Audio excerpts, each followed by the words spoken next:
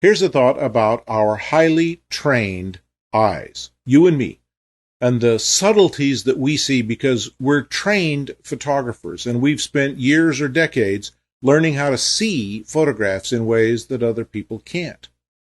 I first became really aware of this when we had an opportunity to exhibit the LensWork Special Editions collection.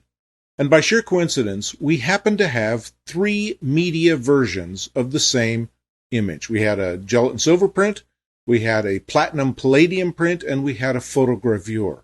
And we matted them and framed them all the same and hung them on the wall. And my job during the opening night was to stand there in front of these 3 similar images and talk to people about the differences.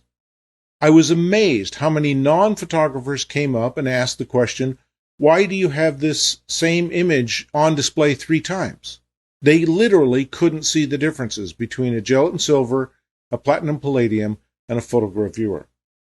So I showed it to them. I showed them the color differentiations, the marks of the platinum palladium brush, the embossing plate of the photogravure, and they began to understand. They began to see, but it took my job of explaining to them sort of as a docent what the differences were. Photographers came up and spotted the differences immediately. They knew exactly what was going on.